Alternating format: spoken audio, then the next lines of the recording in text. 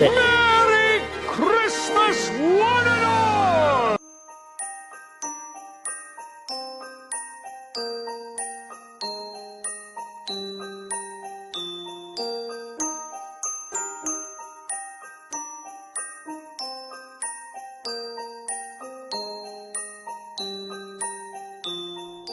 Yippee-ki-yay, mother.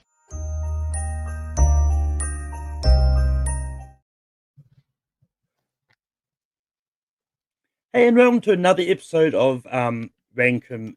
This is going to be an interesting one. We were supposed to have 3 people, but I hadn't heard what the other person to get back from. I might have someone now though, but I've got Chris Diaz here. Chris, how's it going? It's going good. Here to talk about one of my favorite holiday, Christmas, and talk about Christmas characters. There's a lot of great ones out there.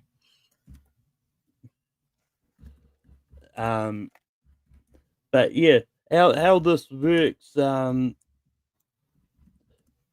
just finished typing this message. It's just fitting that as soon as I hit go live, I get someone says, "Oh yes, I've got nothing." But with that,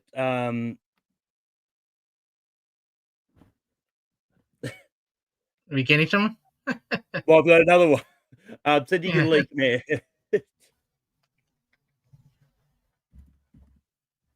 Yeah, a Christmas miracle, have we say. Yeah. Just happened that everything sort of happens as soon as I hit live. Because it's why we're about like 20 minutes late. Because I spent 20 minutes trying to find people. Like, there's a lot of stuff happening today. Let's just say that. So yeah, so I'll give Matt and Ryan a chance to sort of get in here.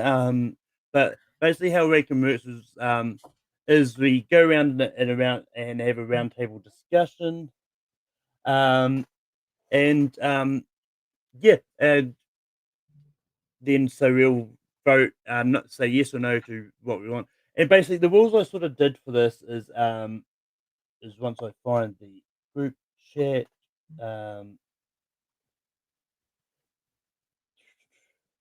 So basically, the rules I set for this one is because there's so many versions of certain characters. So it's like with characters such as like the Grinch, Scrooge, the Kris Kringle Saint Nick version of Santa Claus, like they're all going to count as one. So you can nominate the Grinch. It's going to count for like all the interpretations. You can talk about your favorite ones of that one if you want, or you can just talk about them as a whole. And but yeah, and then so with certain characters like the Scott Calvin version of Santa Claus, though, that they can count as a separate entity, as it's a completely different take on the whole Santa Claus mythos. Would that also be like Klaus from Klaus being a little different from the Santa? Klaus is still the Saint Nick one, though. Like, yeah. So basically, with the Scott Calvin and that, like he's a completely different character. He's not Saint Nick. So yeah. But so yeah. Both Matt and Ron are having a bit of time to set up. And yeah, I trim it down to a couple of like specific. Yeah. Did it go?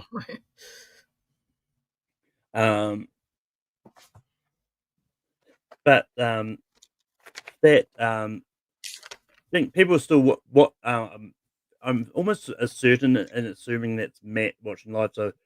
So with that, Chris, what is the first character that you can bring up? We can sort of run this by them when they get here. You know, at Christmas, someone didn't bring up, I might well Kevin McAllister from Home Alone. Like, I think he is the prime example of kid who we all relate to at Christmas. He get left alone on Christmas Day twice. You know, in the first two, I don't count the direct-to-video stuff. But he is a fun character. He quotable. He's funny. Like he get to and Marvin Harry. You can make the argument with Marvin Harry role, but she's just more memorable characters from the Home Alone franchise for Christmas. And what's my computer size to freeze up? And I do have Marvin Harry on my honorable mentions. So and we've got our Christmas savior, Matt Kearns. Matt, how's it going? Wizard is never early nor is he late. He arrives precisely when he intends to. But Matt, what do you say about Kevin from Home Alone? Yeah, well, considering I just finished watching my double feature of Home Alone 1 and 2, and Kevin was one of the first 5 people I thought of as I was hastily putting together a list. Yes, Kevin McAllister is great. Malcolm, do you have to be at work, or can we have a little bit more time to explain things today? We've got a little bit more time. Okay. Yeah, Kevin's great. Obviously, he can be a little bratty and everything, but I think Kevin actually represents most kids at Christmas time, especially around that age of like 9, 10, to where like, yeah, they can be a little bratty and your family can get really annoying, but at the end of the day, like you are a kid, and when push comes to shove, he loves his family. But he's also like the most badass like 9-year-old in the world. And I love the fact that in what was the most recent one, Home Sweet Home Alone or something? I love the fact that they finally followed up on the joke everybody made for years, which is Kevin started a home security company. So yeah, Kevin gets a yes from me. Yeah. Kevin would have also been a yes from me. Like he's one of those Christmas characters that like everyone knows. Like they even recreated like Macaulay Culkin even created the scenes in an ad for something a few years ago. Google or something. I think it was like the Google Home, something like that. Yeah. So it's like he's just one of those characters that's iconic that like always sort of pops up in these but so yeah, it's an easy yes for me for Kevin. So Kevin is going to be the first one on the list. Matt, who's the next one you're going to bring up? Oh, this was extremely easy, even as soon as I put this together. My first nomination is easily George Bailey from It's a Wonderful Life. One of my favorite movie characters of all time. Just watched the movie again last night. Just perfection beyond belief. But George is, I think at Christmas time, he's such a great character to follow. You follow this journey of this man who lives this really difficult life, but you know, obviously we see all these times when he's given these choices between selfishness and selflessness, and he makes this selfless choice, and at the end of the movie you see that like, no, that's the way we need to be, and we should be like George. Yeah, and I mean, it's Jimmy freaking Stewart giving, to me, probably the greatest performance I've ever seen in a film. I mean, the moments, you know, when he's begging to Clarence, you know, I want to live again. I want to live again. And then the joy, you know, when he's running through, you know, the town, you know, hello, movie house. Merry Christmas. Merry Christmas, Mr. Potter. It's wonderful. So yeah, George Bailey. Yeah, George Bailey is it's an easy yes for me as well. Like, it's Wonderful Life. It's one of those ones that I will put on every now and then because it's not one of my. I don't have any sort of regular Christmas watches. Like there's some movies I'll watch like every couple of years. Some I don't like and but if that George. But it's still going to be a yes for me. I do like It's Wonderful Life. I think George is a great character. And yeah, and we've also got Brian Payne, who's my other one. He just audio at the moment, but yeah, I have some issues with my camera right now. I'm trying to get it resolved, so you just it's okay, Ryan. You'll just be like the Christmas spirit over the stream for now. But Ryan, what are your thoughts about George from It's a Wonderful Life?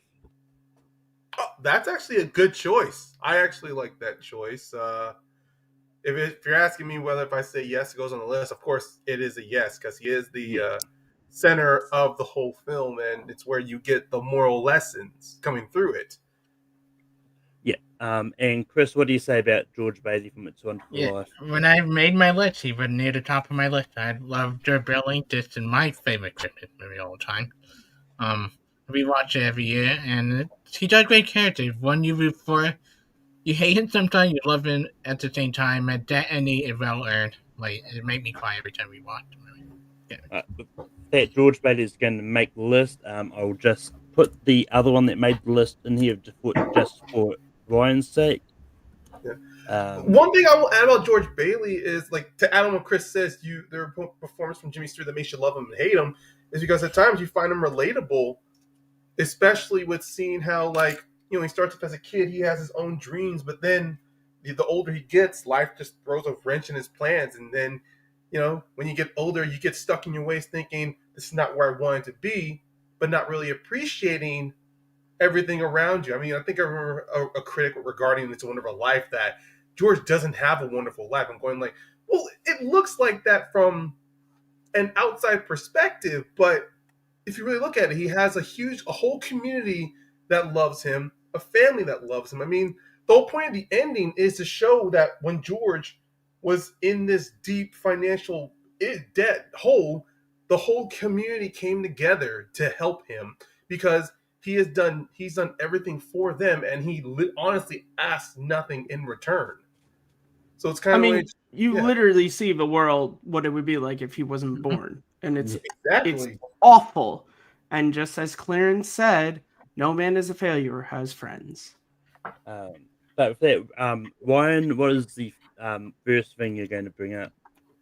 Well, I mean, since I'm a little late addition with characters, I will just be honest. You know what? Well, I was going to go outside of the ballpark, but you know what? This doesn't feel outside the ballpark.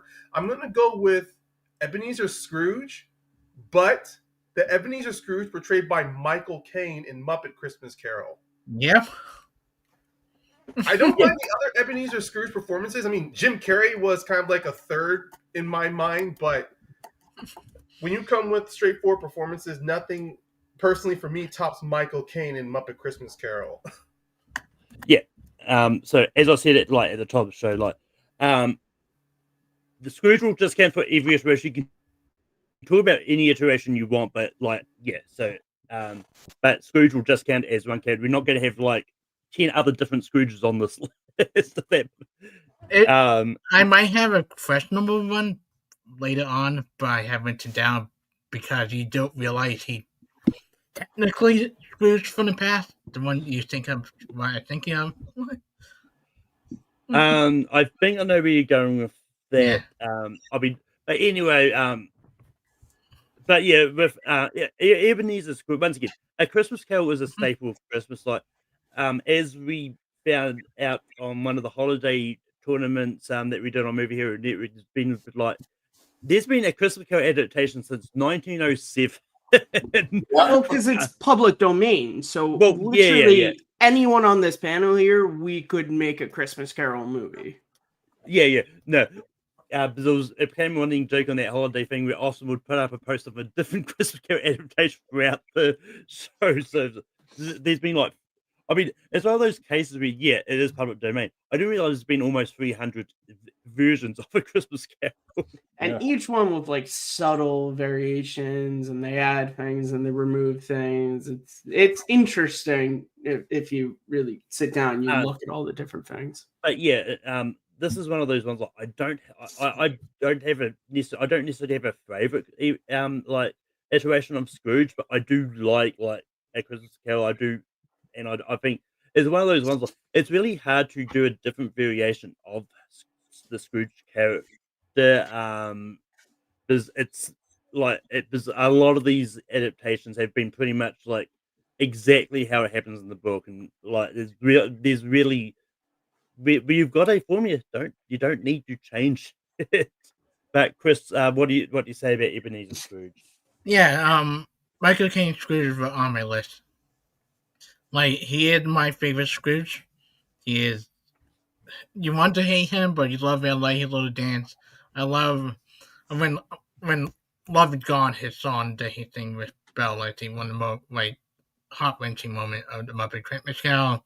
But he was the one the most easily to root for because you do see more of his arc. And like when he begging, let me go back, with the Ghost Christmas feature, I would do better. You really feel him. Kane killed it. I have another questionable one later. I don't count as Scrooge, but when we come to it, we might come to it. But I leave out to you, Malcolm. I do bring up. But Matt, what do you say about Ebenezer Scrooge? I'm gonna take a wild guess and say he's played by my favorite comedic actor, if Malcolm remembers a rankum we did earlier this year. Who are you gonna call, Malcolm? Scrooge is he's a curmudgeon, and he's someone that we all kind of know at Christmas. We all know those people who just, for whatever reason, can't get into the holiday spirit, and I think we all have those years to where we're guilty of it, to where we are just like, fuck Christmas. Yeah. But the whole tale is about the fact that he was this. It's kind of funny doing Scrooge and George Bailey back to back because they're kind of opposite tales. One of like the selfless dude and the other one of the selfish dude, both who have these really transformative experiences on Christmas Eve. And he kind of learns that like it's way better to just be nice, and there were times when you were nice, and then you just kind of let money get in the way. Honestly, my favorite Ebenezer is the Disney one, played by Uncle Scrooge. That's really, honestly, me and Mike Kay were talking about this yesterday. That might be my favorite version of the Christmas Carol because it's half an hour long, and yet none of the strength of that story is lost. Scrooge deserves a spot in this list. Yeah.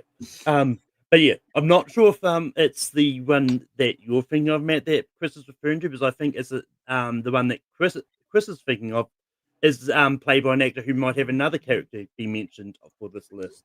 Okay.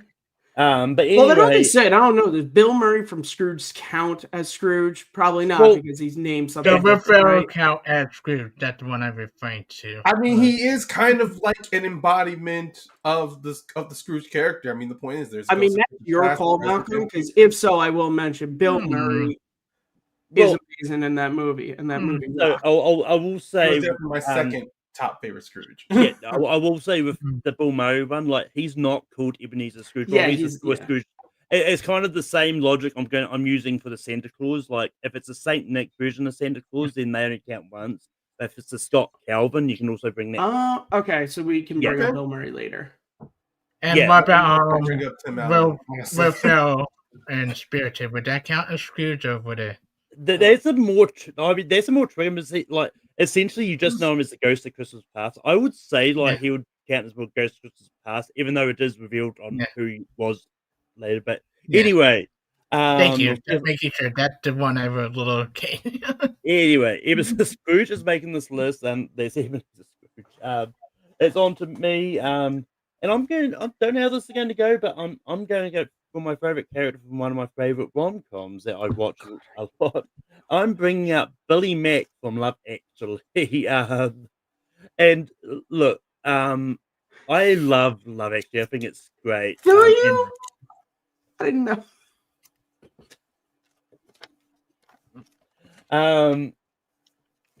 But my favorite character in it is easily Billy Mack from there, who's this like the rock star who's obsessed with trying to get this at Christmas #1, and just and he's just an entertaining character and all that, and just he's played remarkably by Paul Nighy, and so it's a lot of fun. So Billy Mack from Love Actually. Chris, what do you say? I love Billy Mack. I had two other Love Actually characters written down on my list more than Billy Mack, but he is a great character. I think he's very funny. I think he's like in my top 3 favorite Christmas characters for this movie. So I give it he in my honorable mention, but he in like the top of my honorable mention. Matt, what do you say about Billy Mack from Love Actually? You have a movie with Liam Neeson, and you Yeah. picked this guy. Yeah, Still haven't seen Love Actually. I'll get around to it one of these years, Malcolm. I'll get around to it. So I can't vote. If you brought up Liam Neeson, I might have said yes, just based on the fact that he's Liam Neeson. But Bill Nighy ain't Liam Neeson.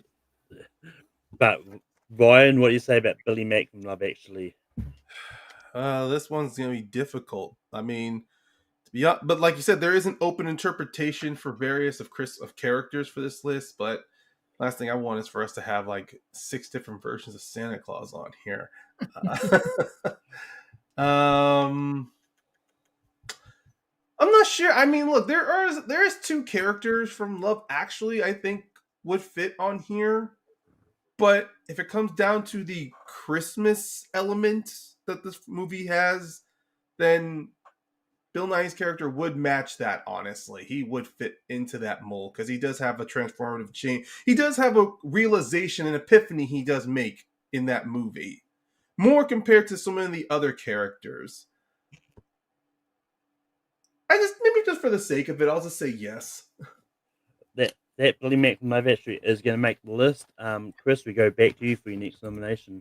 So I'm going to go out of the ballpark here. It is a Christmas movie. It's also not a holiday in between, but I had to go with a character that I love. I'm going with Jack Skellington from The Nightmare Before Christmas. I think he is, yes, he is a Halloween character, but it's also a Christmas movie. He obsessed with Christmas, wanting to become Santa Claus himself. Bring Christmas, Halloween style. I think he is one of the best character creators for Harry Styles. From the creative mind of Tim Burton, I think he's an all-around great character. But this is a great Christmas song from the movie that gets stuck in your head for a while. Yeah, out of the ballpark, but it fits this criteria a little bit. So Jack Skellington. Matt, what do you say about Jack Skellington from Nightmare Before Christmas? Yeah, I don't know, because it is that weird. It's a November movie. I mean, I have to be honest. I think I don't want to say I dislike this movie. I like it, but I don't like. Dude, and when I say our community, I don't just mean Take 3 and I don't mean Movie Hero. I mean the community of just movie people love this movie to a point to where I think if it was a girl, it would have a restraining order against most of the people in this community.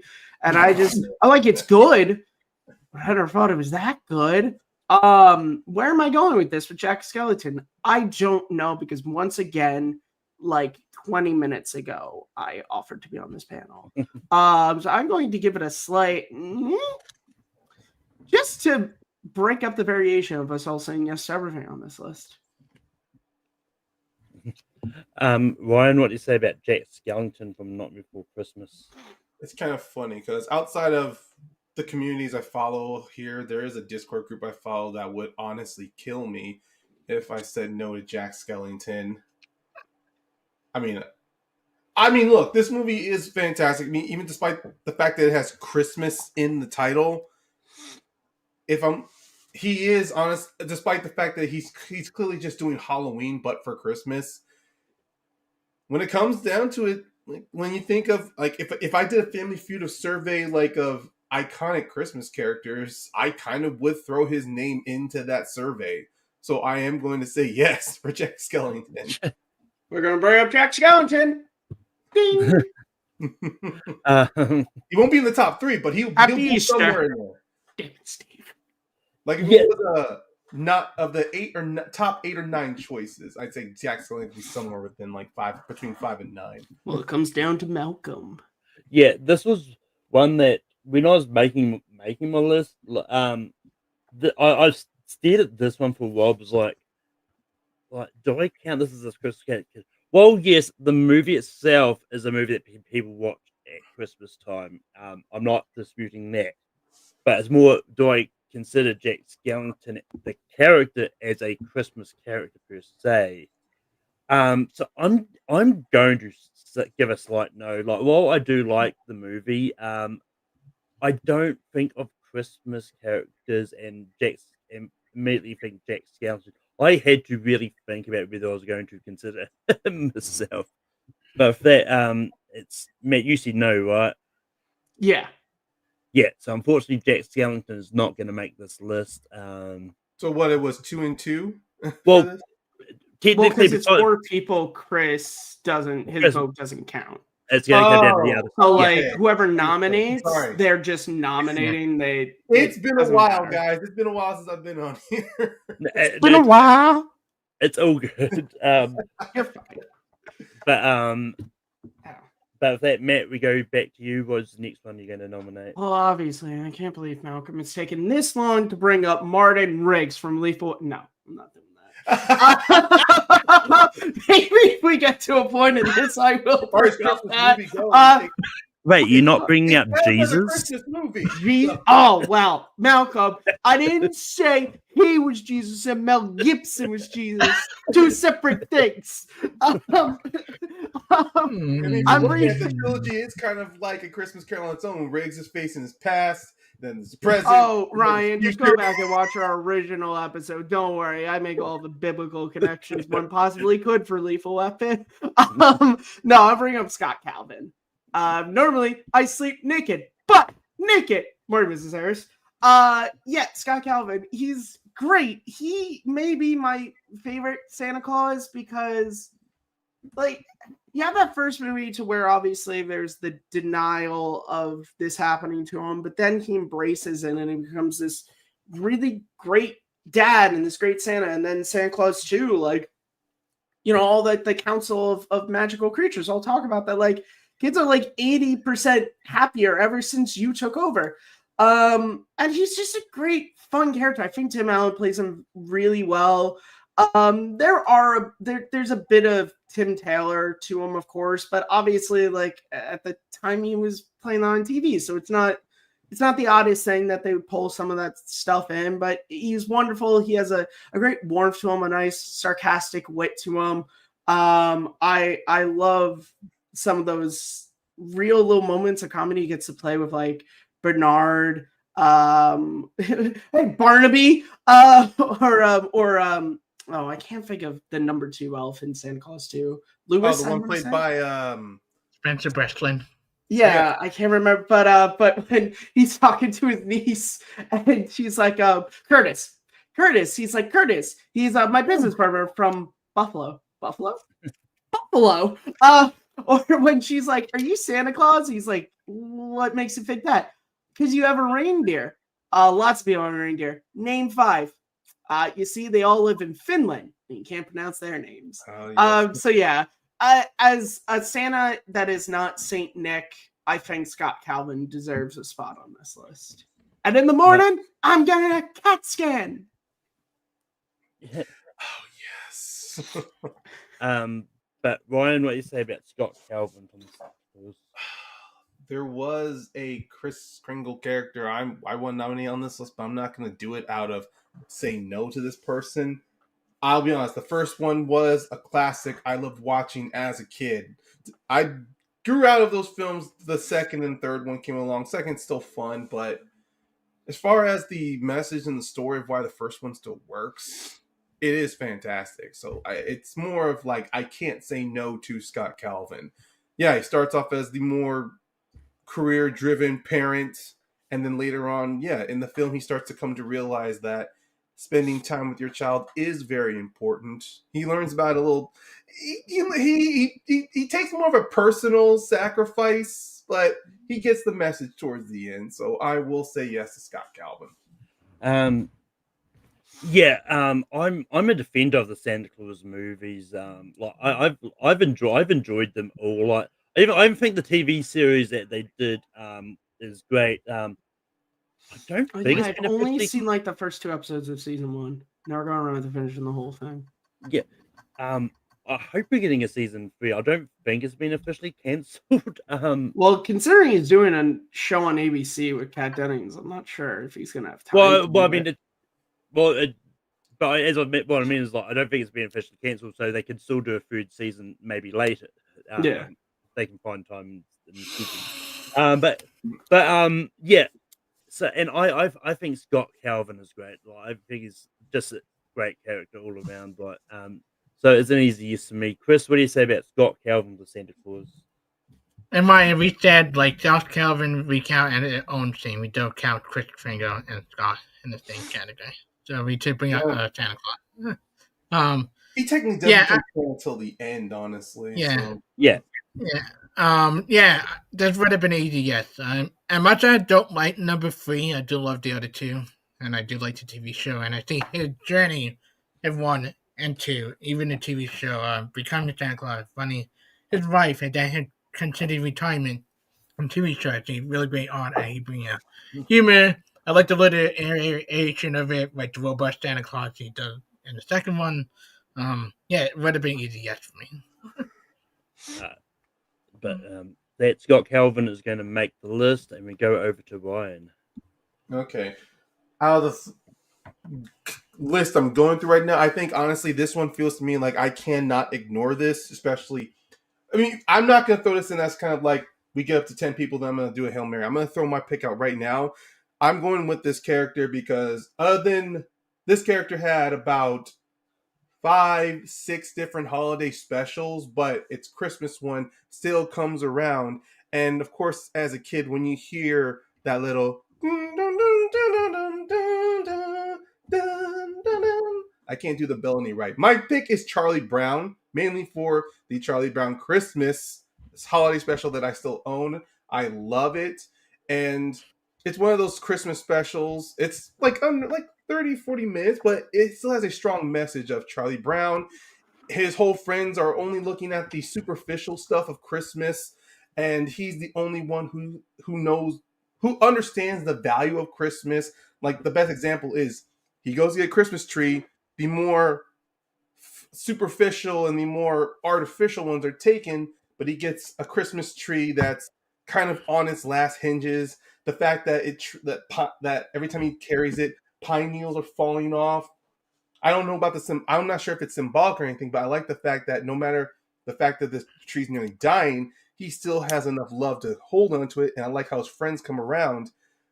It's just fantastic. I love it. I mean, it's really short Christmas special. So I'm going to throw Charlie Brown on here because when it comes to the idea and the moral of Christmas, yes, I mean, it can still be a no because, yes, he has so many other holiday specials. So I'm just going to throw Charlie Brown here.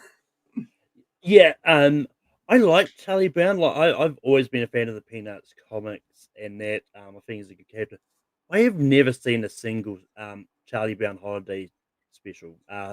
They don't play it. They don't play on TV over here. Like they're just not like in regular rotation.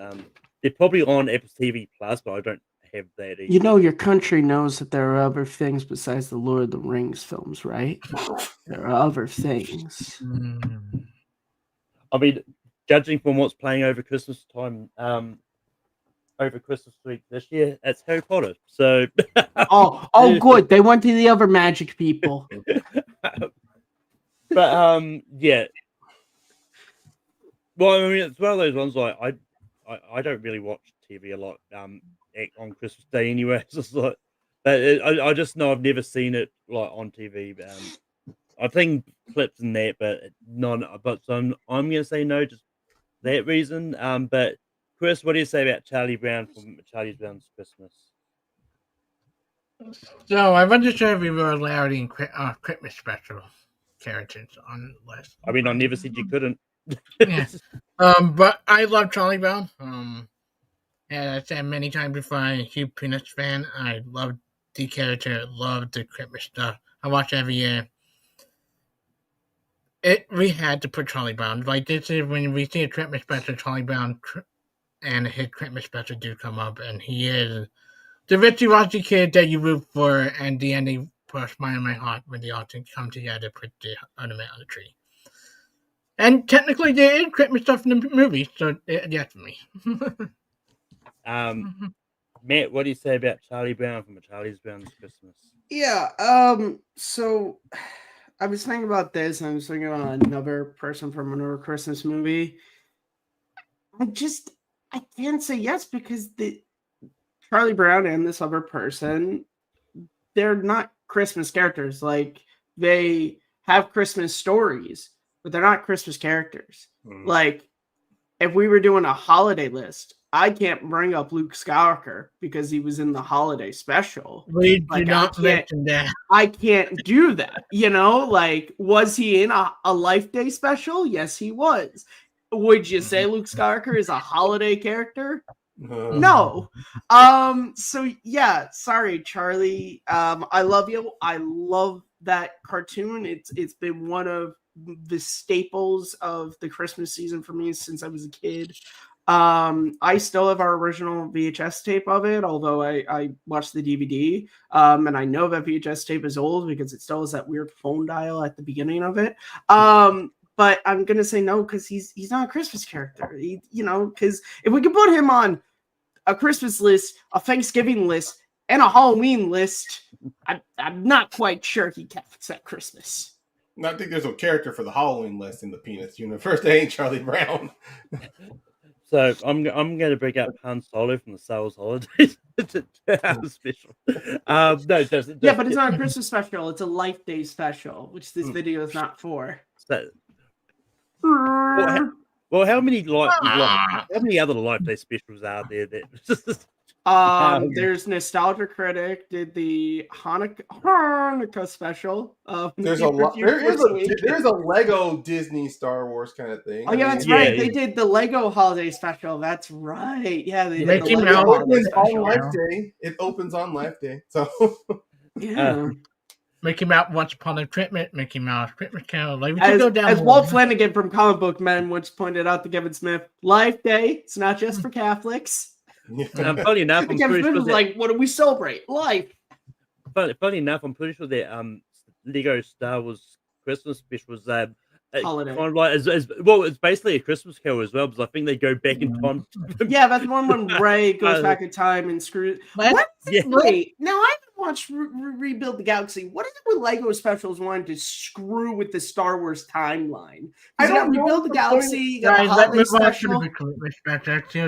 I mean, geez, come on, our present time. I think the point of the Star Wars universe was because she was terrified of training because the Lego holiday, that was the only one that actually confirmed that Finn was force sensitive and training to be a Jedi.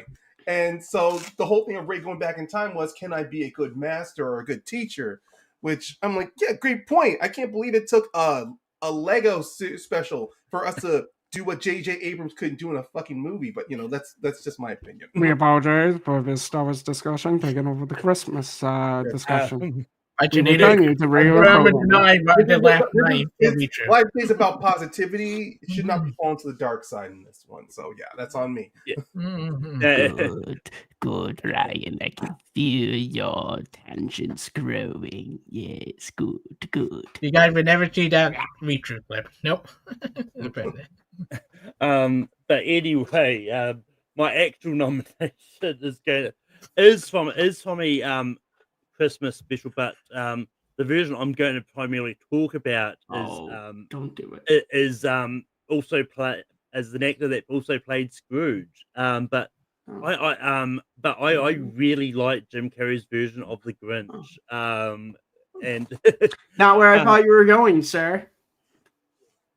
I'm just as to be effective. Was what you were going with the other Grinch? No, I thought he was going with Miracle on 34th Street. If I were gonna have that fight again.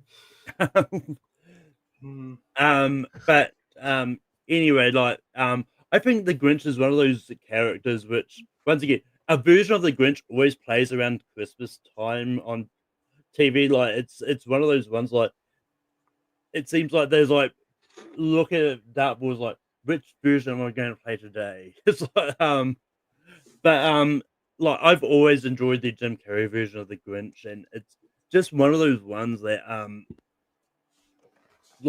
it's just once again another mean person that kind of has a really finds his Christmas spirit at the very end. It's but it's just one of those characters that like I think is just really fun. Like, and just is also really credible as well. As like heat, love and tile heat, and all that. But so yeah, I'm going to go the Grinch. Chris, what do you say about the Grinch? Yeah, I wrote my list. The Grinch, 2001. I love Boris Karloff. I do not like Benedict Cumberbatch version that much, but I do love Jim Carrey. I give people hate for this movie, but it is quotable as hell. We just quote it any day, all day, any day. Quote for the movie, and you just. I think when Boris Karloff play a more Grinch, you don't know much about Jim Carrey play one. You kind of sympathize with. We've been bullied in the past. We've been up to the point that we play have become the evil we don't want to be, and I think that's what made Jim Carrey relatable. And he also funny, and he just, despite the creepy makeup, it's just a character you do connect to in a lot of ways. So yes, for me. Yeah. But Matt, what do you say about the Grinch? Run before I kill again. I'm a psycho. Kids so desensitized by movies and television. Yeah, really. I must arrive, but I'll be fashionably late. No, yes. Well, you better go catch it. That's a good one. That's rich. Is it because I'm green? I love. Yeah, it's because I'm green, isn't it? The child mentioned a check. All right, fine, she did it. Yeah, I love the two versions of the Grinch that we have. We have the Chuck Jones animated one, portrayed by Boris Karloff. And we have the Ron Howard one, portrayed by Jim Carrey. I'm not aware that they ever did another one at all. Even if the Nostalgia Critic may or may not have covered it. Yeah, I love the Grinch. I think, like Scrooge, he's a curmudgeon of a character who hates this time of year, and then grows to love it because he sees all he's seen from his vantage point has been the commercialization of Christmas. That's all he's ever seen, and so to him, he's like, if I steal their gifts and their decorations, I steal Christmas. And then he learns that, again, more in the Boris Karloff one, that's not what Christmas is about. It's about a little bit more. Yeah, I love him. It's great. The Jim Carrey portrayal, that movie was one of the first movies I really tried to commit to memory as a very young kid. It's why I can still kind of quote it today. My preferred version of that story is the Chuck Jones animated one. I just think it's because that book was my favorite Dr. Seuss book growing up, and I think it's just such a succinct telling of the story, the music, and the voice of Frankenstein's monster is, tomorrow's Christmas. It's practically here. Why, for 50 years I put it now. Yeah. So yeah, Grinch gets a yes from me. And Ryan, what do you say about the Grinch? This is gonna be this is not controversial. It's no hot take. To be honest, the Benedict Cumberbatch, I wasn't as offended by the Benedict Cumberbatch version of it. Honestly, it did nothing for me because I had those two versions. This one, the one from Illumination was a pass. Honestly, I gave it a pass because it is a different interpretation. So it tied nothing. The only thing it tied to the other ones is that it has the Grinch, Cindy Lou, the meaning of Christmas, just those things. But beyond that, it's a completely different story. So it didn't bother me. And I did like that, at least with his version of the Grinch, it wasn't more of it's still a bit of a mystery, but his whole thing is that he's just alone, and that's why he's miserable. And it may have not been enough for everyone, but I'm like, for an animation movie, it's fine. But the Jim Carrey version, yes, it stands the test of time. The Boris Karloff one, that stands the test of time. Because even if you put too much focus on the Grinch, it ultimately is the impact the character leaves in both of those films. I like the fact that even though in the Boris Karloff one, it's all about his disdain and how it's kind of eating him alive. The Jim Carrey, yes, he's comedic and it's all about this commercialization. And I kind of like the little touch, though, that before he comes to the realization he was almost proven right if it wasn't for Cindy Lou Who's dad and his family coming to the realization. It's like, no, we don't need these presents. Because if no one stood up and talked, then yeah, Jim, his courage could have gone to the end of that mountain and be like, yeah, I was proven right. They only care about the presents. But beyond that, everything is still amazing.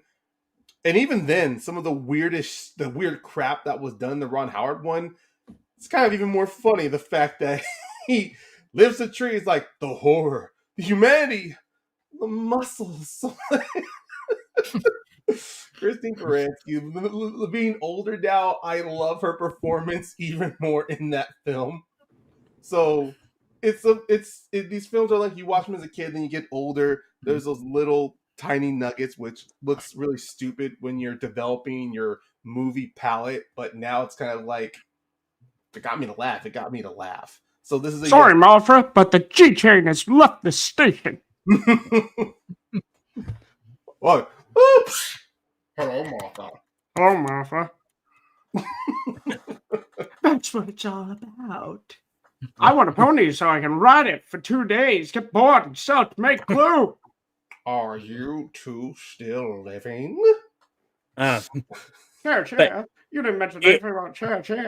Sorry about that. But anyway, if that the Grinch is going to make the list. How could it be so? Who wants the gizzard? Too late. Too late. That'll be mine. But Chris, what is the next one you're going to bring up? So I'm not sure how this day go.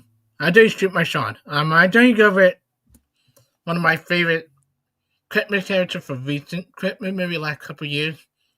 This is from Oddman Studio. I'm doing with Oscar for Oscar Christmas. Which is the Oddman Oscar Christmas. Not to be confused with the PBS. I know people get those confused every single time. I think Oscar is the character also like Kevin that we relate to. He is the outcast. He is the person that people are unlikely, but he's the embodiment of all Santa Claus kid that he loved Christmas. He wanted to make sure every kid did their present Christmas Day. And when one girl in Australia did not get her unicycle, he got out his way, steal Santa's sleigh to deliver this gift. Despite his dad doing the one kid live one Christmas this year. And I think that's the journey he does as a character. Jay McAvoy perfectly embodied this character to beautiful length of relatability, a little annoying, but relatable. It's quotable. It's just, and then when you get to the end, when he does take over the job, it's a really like heck yeah moment in the movie. I love Oscar Christmas. I love this character. Any other character from the movie, honestly, whether Blinky or the Fight Baby and I woke me up. But I do want to bring some knowledge to this movie. Matt, what do you say about After Christmas?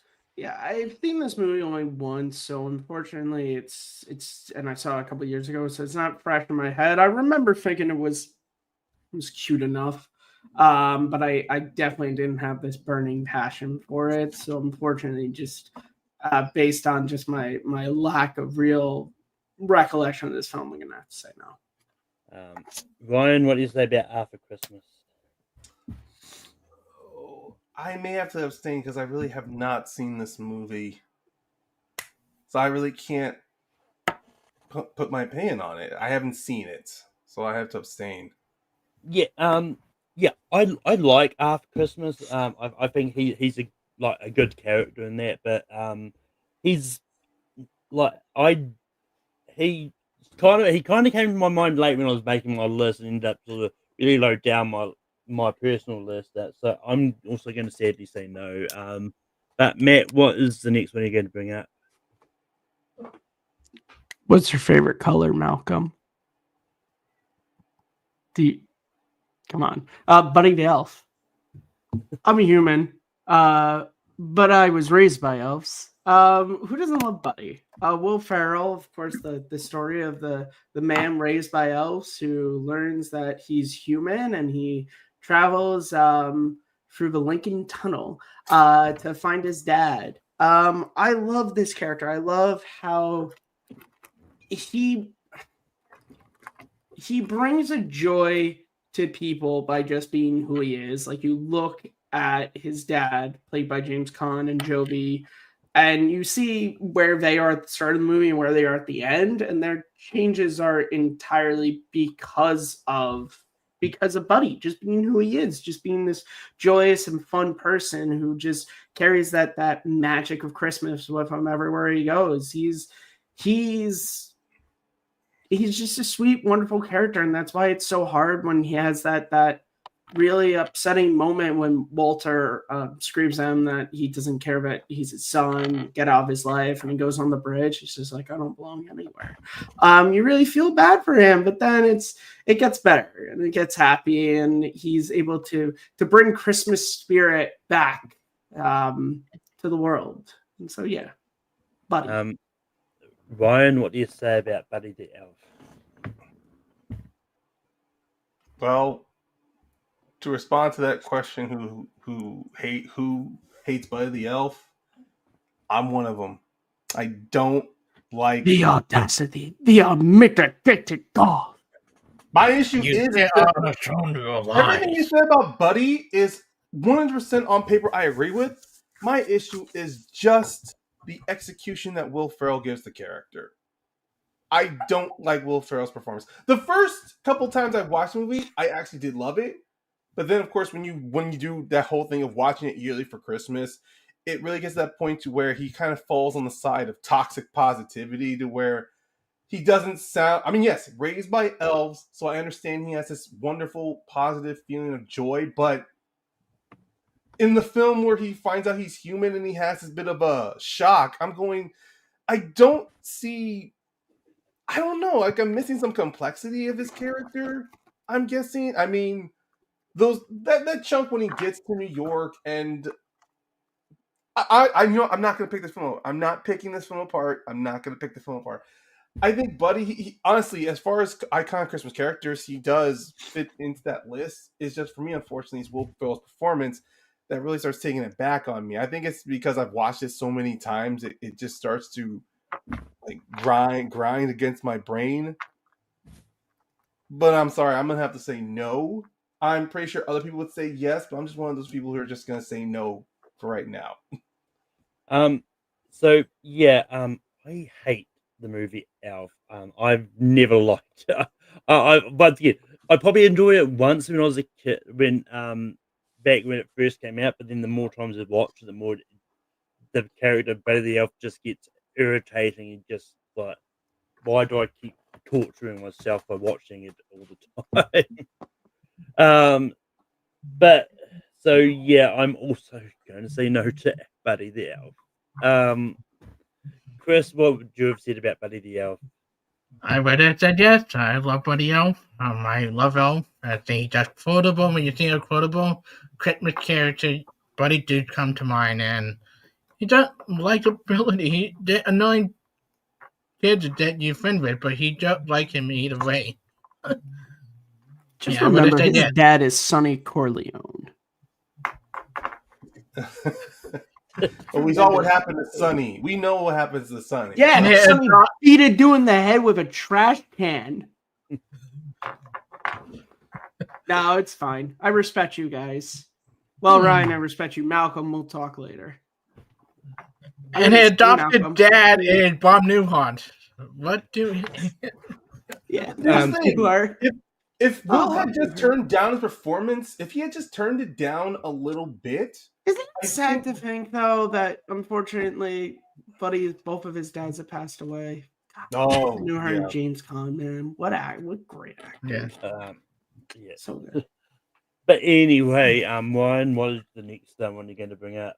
I think mine, honestly, this one's gonna be like maybe a little outside, but I'm choosing this because I love the performance this actor gave to this character, and that is the Angel Dudley from The Preacher's Wife, played by Denzel Washington.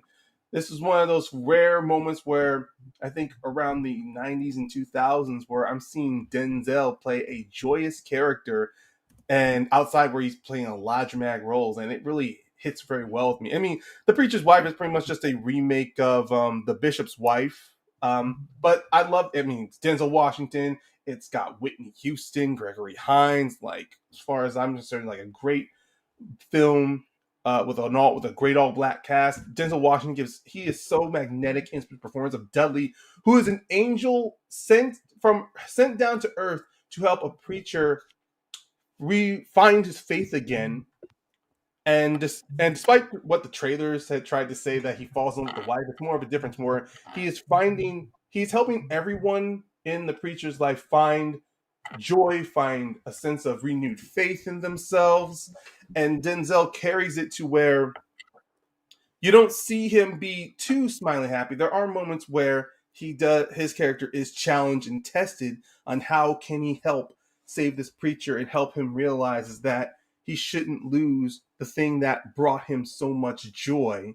And towards the end, I do like he feels very fulfilled in his quest, but he also understands that I'm only here to do one thing. The moment I am done with my job, no one will remember me. And it's kind of like he doesn't share that burden, but you do see it in him a little bit. He's like, I'm going to live with these memories for these people, but they won't remember me, that kind of situation. So that is my choice, the Angel Dudley. Yeah, I saw The Preacher's Wife for the first time. I think it was last year for Christmas. And yeah, it's incredible. Like, this is one of those ones that I hadn't heard a lot of.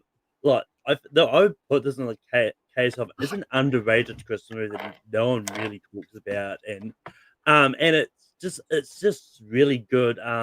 And I actually like this more than The Bishop's Wife. Like, this is one of those rare times where I think the remake is better than the original. But Chris, what do you say about, so it's a yes for me. Chris, what do you say about Dudley from The Preacher's Wife? Sadly, this is a movie I have yet to see it on my list to watch this year due to Tournament Fight. I've been convinced to watch it by them. But I do want to watch it, but I have to see. But Matt, what do you say about Dudley from The Preacher's Wife? Yeah, I feel really bad. I have not gone around to this one. Unfortunately, Dudley is not going to make this list. Now, Dudley Do Right, if you brought him up, probably would have said yes to that. And his horse. Brendan Fraser, man, what a guy. Has he been in a Christmas movie? Because if not, someone needs to get on that. No, not that I know. Not that I know of. I mean, he is in. I think he's in the movie Trapped in Paradise, which people consider a Christmas movie. But anyway, Gentlemen, I'm surprised we've sort of gone around a few times without mentioning this character, and that's Clark Griswold from Christmas Vacation. Well, yes, there's arguments that the character himself is not technically a Christmas character just because he's been in some non-Christmas related stuff, but I think I personally think it's all cast because he's still in the Christmas movie, but we'll see what happens. We'll see what everyone else thinks. I think Christmas Vacation is great. It's just one of those ones like seeing everything that Clark has sort of gone throughout the movie, whether it's having trouble with lights and all that, and just everything that happens, and then waiting for this Christmas bonus, which turns out to be a Jelly of the Month Club subscription. I think it's just entertaining. But Chris, what do you say about Clark from A Christmas Vacation? So I like Christmas Vacation a lot. I'm not on the team of people who love it over loving it. I think it's good from that franchise. Really funny. He's not high on my list, but I would give it a yes. Why? Matt, what do you say about Clark from A Christmas Vacation? I love Christmas Vacation. It's one of my favorite Christmas movies. But like what I said with Charlie Brown, he's in a Christmas movie, but he's not a Christmas character. You know, like he was first introduced in National Lampoon's Vacation, which had nothing to do with Christmas, and then he went around Europe and had nothing to do with Christmas, and then after Christmas he went to Vegas and then made a bad cameo in a terrible movie that no one likes to remember as a part of the quadrilogy. again, I love this movie, but it's the same argument I gave against Charlie Brown. It's the Star Wars Holiday Special argument. Just because they are in something Christmas does not mean they are Christmas characters. Ryan, what do you say about Clark Griswold from Christmas Vacation? Oh, I mean, Matt's argument was pretty much going to be my similar argument, even though, yeah, I did try to sneak Charlie Brown into this list. He does have a point, though, because be honest with Clark Griswold, yeah, outside of if you came to him as a character of a franchise, like a memorable character in a franchise, he would definitely fit into the list. But as far as, yes, a Christmas character goes, I have to relent and realize, yeah, although A Christmas Vacation is a good Christmas movie, something definitely that's playing in the holidays, I should know. I saw it play at a dive bar when I was working, so I know it is a good Christmas film. But as far as Clark Griswold goes as a Christmas character, doesn't fit within the criteria, unfortunately. But that, Chris, we go back to you. What is your next nomination? You know what? We got a little bit too kid friendly, PG-13. Let's go R-rated here. I'm going to go with a character that is an R-rated Christmas movie, but he is a memorable character. I got to really Soak from Bad Santa. I'm sorry, you glitched on my end. What was that? Willie Bad Santa. Oh, When you think a memorable R-rated character, you think really he is the actual moral Santa, but you love his relationship with the kid. You like his bizarre friendship with his coworker. Like they're back and forth. It's one liner. The stuff with the kid is memorable, and just like ranting a Christmas R-rated character, I do think really. I think he's a really memorable character playing perfectly by Billy Bob Thornton, who has been in a few Christmas movies actually in the past, but this is his most memorable one. So released from Bad Santa. The first one, I do not consider the second one, did not exist to me. But Matt, what do you say about Willie T. Soak from Bad Santa? Fuck no, Willie. After the last time I didn't shit right for a week. I'm an eating, drinking fucking Santa. Well, I don't do anything until March, and then I'm the Easter Bunny. Yeah, I love Bad Santa, and I love Willie. He is this just like awful, like alcoholic, like dick, but his friendship with Thurman brings out this really nice side to him. Like when Thurman comes into the mall and he has his underwear pulled up over him, and he just goes and beats the shit out of the kids, and he even says that to Mrs. Santa's sister, that he's like, I beat up some kids, but it was for a good reason. And then he tries to teach Furman how to defend himself. And like he literally gets shot by the cops just because he needed to get this pink elephant to Furman. And it's great. Yeah, the second movie I like to ignore ever happened. I like to think that he lived happily ever after with Mrs. Santa's sister in Arizona. Yeah, I love Billy Bob Thornton. I think he's great, and I think he does such a. I think this is one of those characters that if it was given to a lesser actor, that ending doesn't work, but for him, he gives this like slight twinge of like humanity in it, but he still is so funny. Is Granny Spry? I don't know. I just call him Bud. You know, I just Bud. You know, what the fuck is with you? Why is everything Inquisition? Yeah. So Willie gets a yes from me. Ryan, what do you say about Willie T. Soak from Bad Santa? I almost came close to doing an actually on you, Matt. That he says that to he beats up those kids because he was about to kill himself, and he noticed the kid has a black eye. But you know, either way, yeah, he still beats the crap out of some bullies, which is fantastic. This is a very, very hard one because the moment I'm going to realize, I'm like, yes, he does work. Oh, and especially in the theme of Christmas when it comes to wanting to change yourself for the better and doing something kind for your fellow man, even though for him he's doing something kind for a kid who's alone, who's an outcast, and even Way, despite he tells women that they're not gonna, to quote John Ritter in the film R.I.P. SHIT right for a week. Now there's also another great act, Bernie Mac. Oh my god! And a blessed Kwanzaa.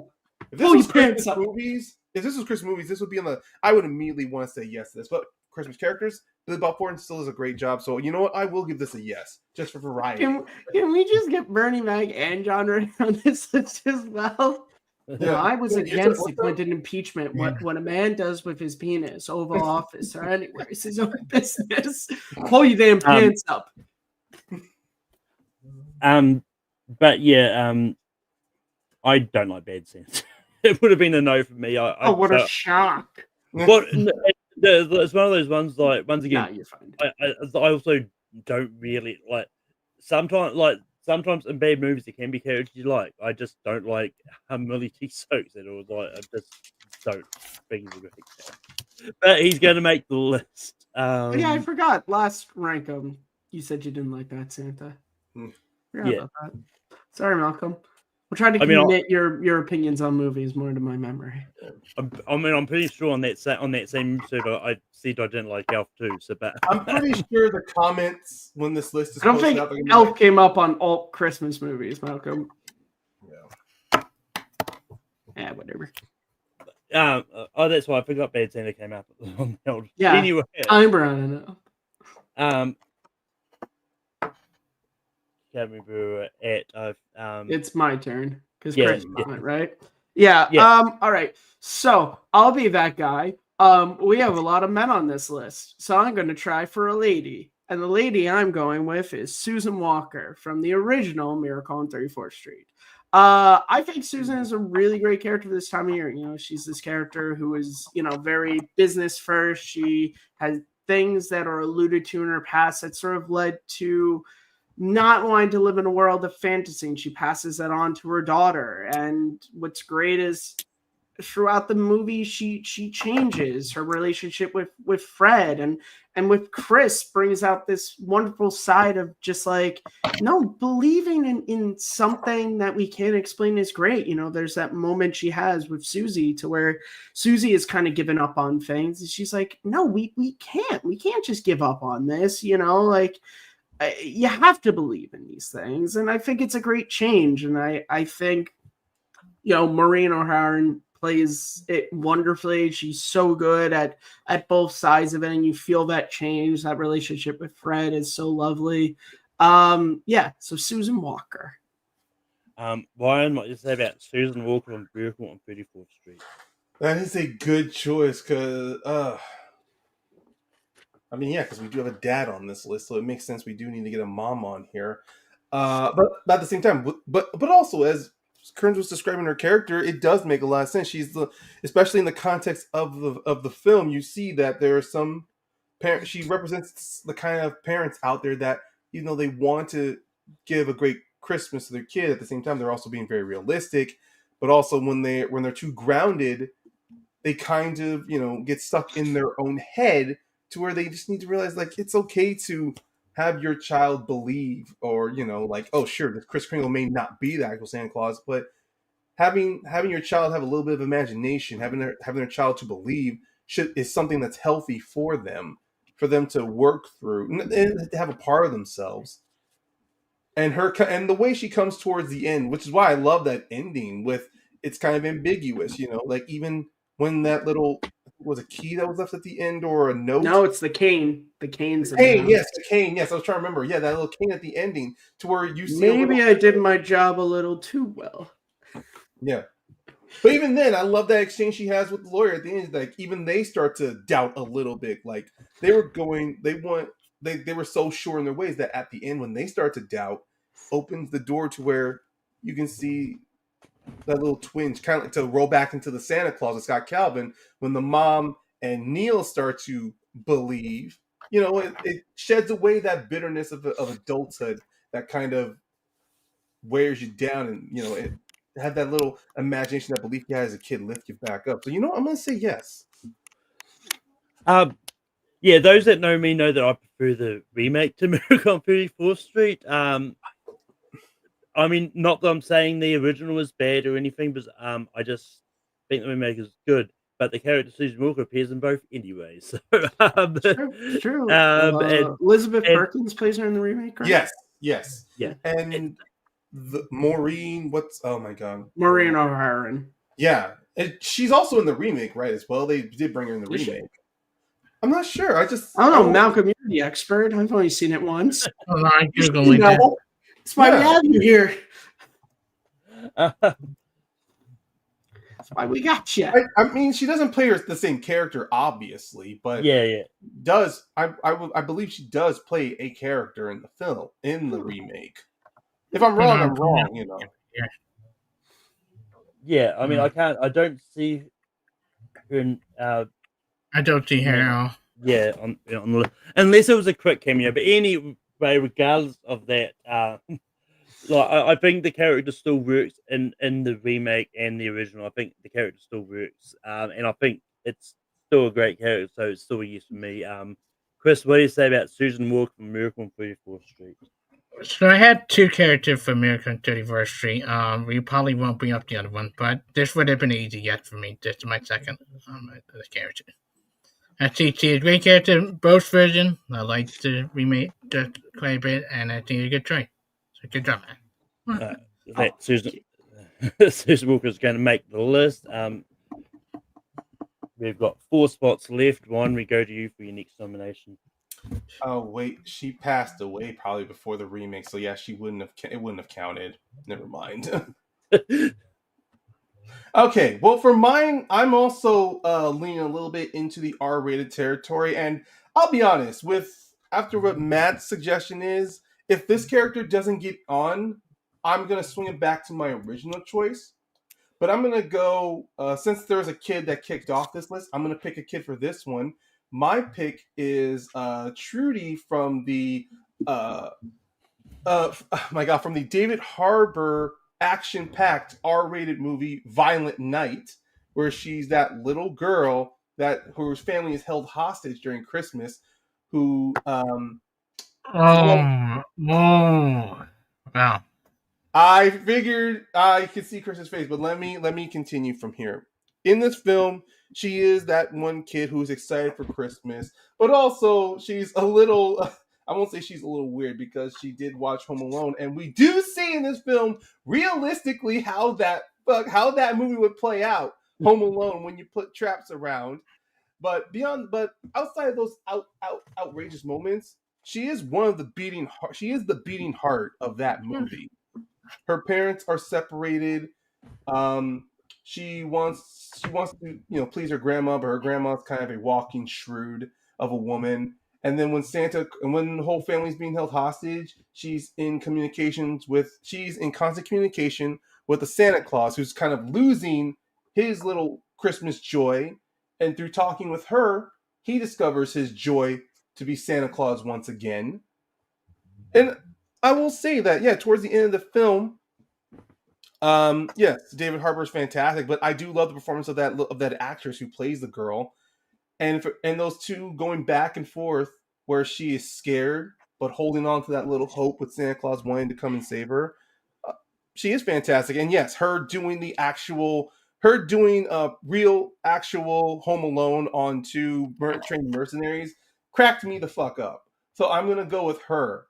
And if you guys say no, then I'm just gonna swing around and just go with David Harbour's Kris Kringle. So. Yeah, I just haven't seen Violent Night. I think it's on Netflix at the moment, so I'm probably going to check it out this Christmas. Or I just never got around to it. Chris, what do you say about Trudy from Violent Night? Ryan, oh wow, I love this movie, and like any character easily for that would have said yes to. I love, and even David Harbour even jumped later on a good criminal villain movie. And even the grandmother. How many spots we had left? 4. I think they only 3. Am I miscounting? It's 4. It's 4. Yeah. Yeah, we have 8 people. George Bailey, Kevin, Ebenezer, Billy Mack, Scott Calvin, The Grinch, Willie, and Susan. That's 8. So 4 left. Yeah. All right. I might just give it a slight no, down to 4, and I just think there's one more memorable character in Violent Night. Then. And Matt, what do you say about Trudy from Violent Night? No offense, Chris, it wouldn't matter if you said yes, because I too have not seen this movie, so I can't vote.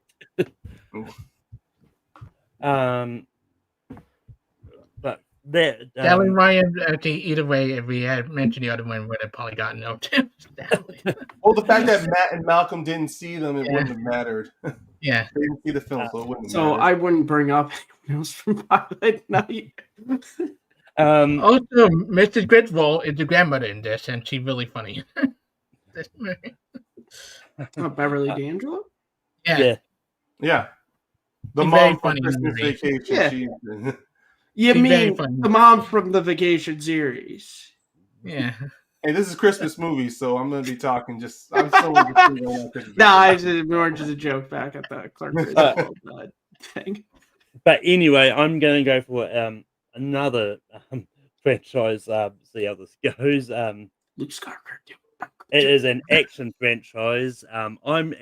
But this one only appears in a Christmas installment of this franchise. I'm bringing up Hans Gruber from the original Die Hard. Oh, Look, despite what you may think, Die Hard is a Christmas movie, despite what Bruce Willis wants you to think. Look, it's set at Christmas time, and it's absolutely a Christmas movie. And I think Hans Gruber is a really great villain and a great character, and it's just one of those ones which is always really fun to watch. And that I was going to go the other way, but then people would go, no, he's been in non-Christmas movies, so that's why I went this one. Yeah. Chris, what do you say about Hans Gruber from Die Hard? I would go the other way with my turn next, but I love Hans Gruber. He is the best villain in the Die Hard movie. Sorry, Jeremy Iron, but Hans Gruber is still the best villain in all the Die Hard movie. He played the asshole really well that you hate him. But the way he pretend to be American, all of this, he is a really good villain, really good nasty equipment villain. So if we need a nasty equipment villain on this, instead we don't have any villain yet, it is yes for me. Matt, what do you say about Hans Gruber? I don't know, Chris. We literally got a dude who stole Christmas. That's how much more villainous on a Christmas list one can get. Not sure about that. We also got a dude who took money from poor people, but sure. Oh, because they had to change it. So basically, if at the end of Die Hard, Hans Gruber just be like, you know what, John McClane, you're right. Terrorism and robbing is wrong. Let's go have Christmas dinner together. He would be able. God. Look, I love Die Hard. I've defended it multiple times as being a Christmas movie because, sure, it is. As is Die Hard 2, as is Lethal Weapon 1.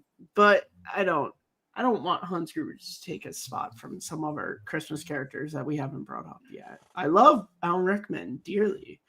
Detonators. But yeah, no. Ryan, what do you say about Hans Gruber from Die Hard? I don't care what the actor says. It is clear from the start of this film, the fact that everyone says Merry Christmas. You have Run DMC's Christmas in Hollis playing. You have Reginald Vell Johnson singing singing Let It Snow. It is snowing around the Nakatomi Plaza. This film is layered in, and the fact that you have a construction worker saying we can't shut down this block, it's the holidays, it's Christmas. So I don't give a damn what those detractors out there are going to say. This is a Christmas movie. It will remain a Christmas movie. You don't like it? Guess what? I got 5 other picks that can be a Christmas movie you say aren't Christmas films, so y'all can suck it. But as far as I'm concerned, yes, I will say yes to Hans Gruber. He's kind of a character to be not every Christmas film has to have a character with a huge revelation at the end. He's memorable in this film. He may not say Merry Christmas, but the fact you hear him go, "Nah, I have a machine gun. Ho, ho, ho. That John McClane. I will take that over another 6 dozen Christmas carols." So Hans Gruber would be a yes for me.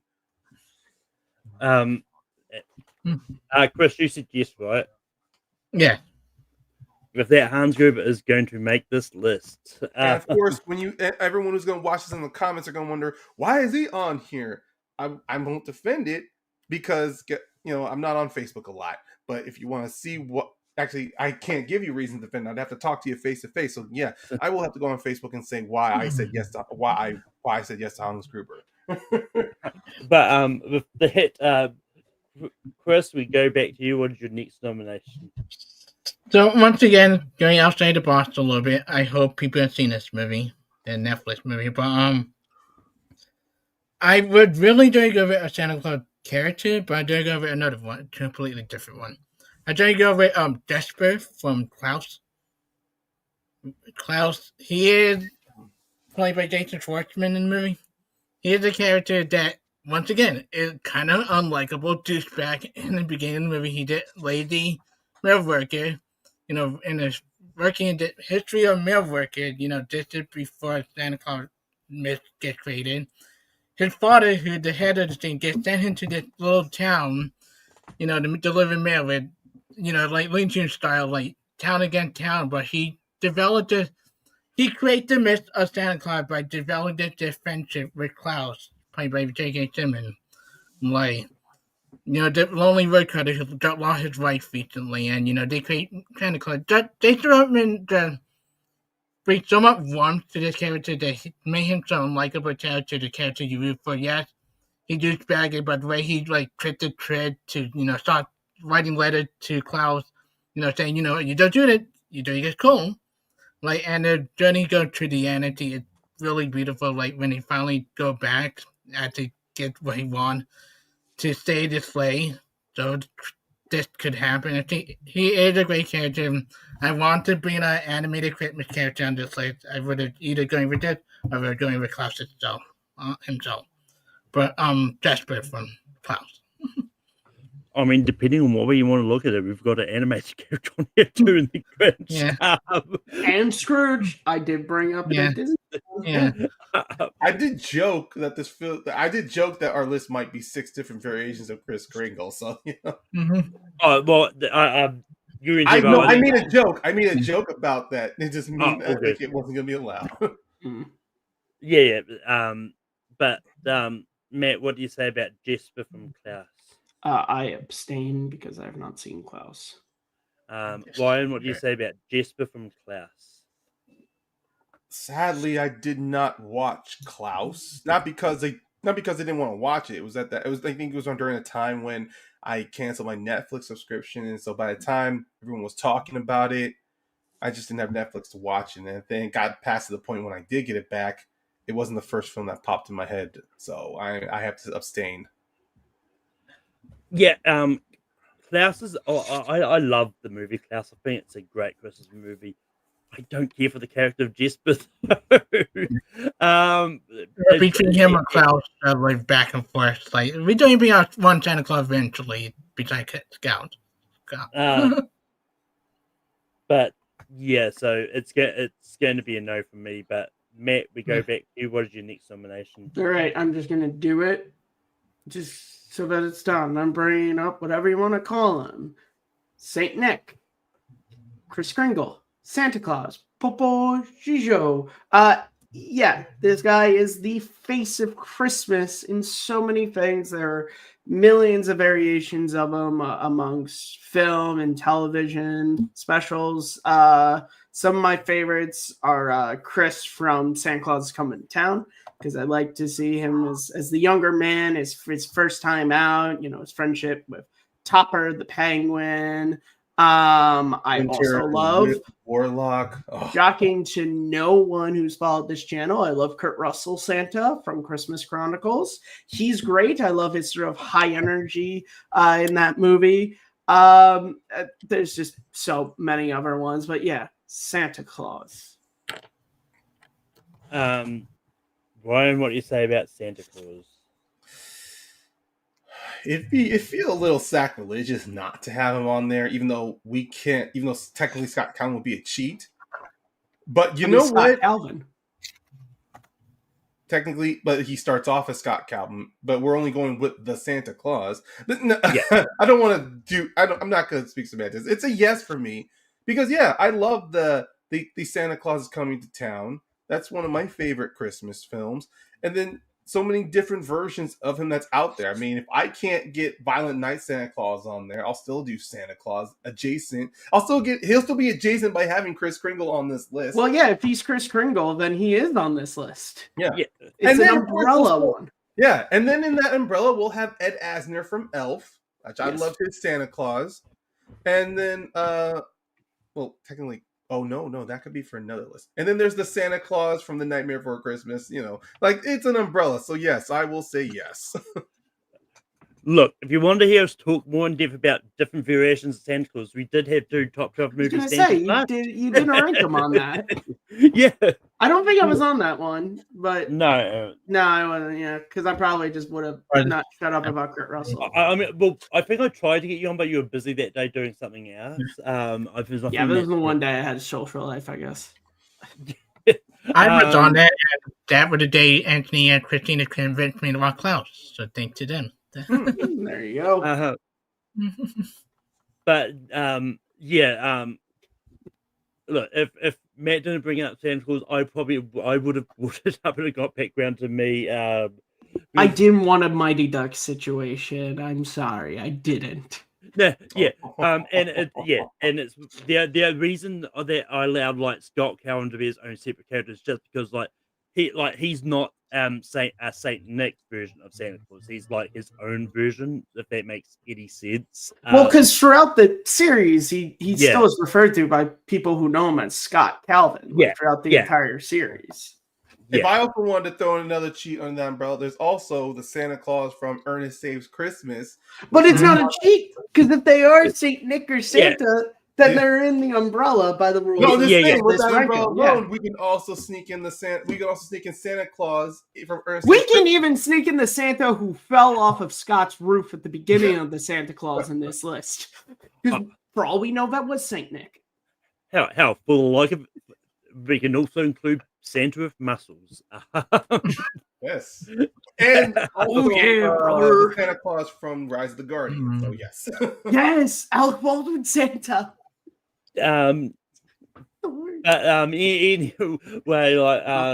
you invent, you hold record. But anyway, Santa Claus is a staple of Christmas movies. As we've kind of mentioned, there's a lot of different versions. Which is why I made the rule that I'm only going to count them all under an umbrella, similar to what we've done for the Grinch. Just because, and Scrooge as well. Yeah, because otherwise the list would be. There's a good chance if I didn't do that. Because then it would be, I would bring Chris from Santa Claus Coming to Town. Ryan would say no because he wants to get Violent Night, and then you would say no, and then we would get to the 12 and we'd have no Santa because none of us could decide on which Santa to put on the list. But Santa Claus Coming to Town over Violent Night. Funny enough, my favorite version of Santa Claus is actually Kurt Russell's Santa. Because you're a smart person. That's why, Malcolm. But it's going to be yes for Santa Claus.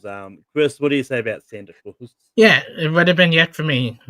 I love Santa Claus as a character. My favorite is not to be confused with the crap that came. The crappy one I'm watching right now, but J.K. Simmons from Klaus, not the red one. I think he does the backstory of his character. I watched by for the haven't seen the movie really adds really sadness to it, and the end get to me every time with his character when his off go. But I love every other innovation of Santa Claus would have been easy yes for me. Look, both J.K. Simmons Santa Claus counts under this umbrella.